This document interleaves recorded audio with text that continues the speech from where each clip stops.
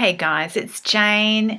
It's Tuesday today and I am here to do a Tuesday talk. I have not done one of these in an age, but today's topic really grabbed me, so I'm here to do it today. I've donned green in honor of spring, which I'm hoping is just around the corner. There's been some definite signs of that this morning, so I'm a bit excited because I'm well and truly ready for winter to be over. But down to business.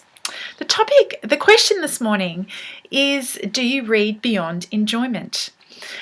This is something that gets me a little bit excited because I think that there's a little bit of an unhealthy conversation around reading for enjoyment in BookTube, because I feel like that for some people, yes, I read for enjoyment is kind of a bit defensive.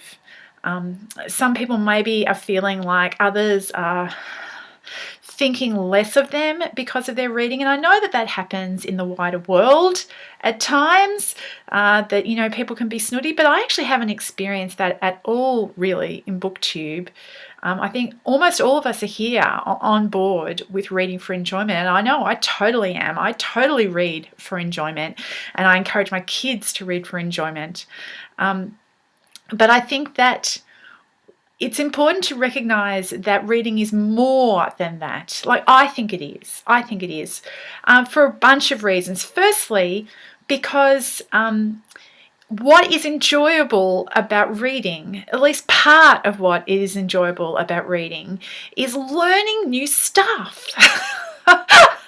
Learning stuff that you didn't know, either like facts or entering an imaginary world that's different, and so just experiencing what goes on in that world gives you access to experiences that are completely different to your own. That might be a secondary world, a fantasy world, or it might be an historical world, or it might be set in our real world, but something that's completely different to us. So that's where kind of some elements of that reading diversely business comes in. And I think that stuff, when people get too programmatic about it, it's unhelpful. But all it is really saying that this is part of what reading is for.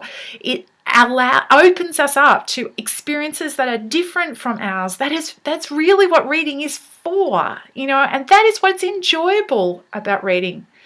The other side for me is that what I enjoyed 20 years ago is not the same as what I enjoy now. That's not to say that every book that I enjoyed 20 years ago is no longer enjoyable to me. There are some really great books, and I think this is one of the things that makes a book a truly great book. There are some books that I really enjoyed 20 years ago that I still really enjoy. But that doesn't mean that I only enjoy great books. I enjoy lots of books that aren't great books. But I know that that enjoyment is probably of a different kind of nature. It's probably not going to last quite as long, because there are certainly books that I loved 20 years ago that just wouldn't engage me now. And so while I read for enjoyment, I'm also conscious all the time that I want to be open to the idea that what I enjoyed yesterday may not be the same as what I'm going to enjoy today, and what I enjoy today may not be the same as what I'm going to enjoy tomorrow. I'm looking to grow in my reading, and I think that's natural. I think that's one of the things we do as human beings, and so I want my reading to be part of that. I want to be getting a better reader, not necessarily, to be well read, but just because that is what's, that's what, it's like with every pursuit. You want to challenge yourself, and I want to do that in reading as well. These Tuesday talks are supposed to be discussions. I really want some people to engage with this, so I'm going to throw out some questions. Before I go away. Do you read for enjoyment only? Okay? Only. Or are there other things that you are looking for when you read? You personally.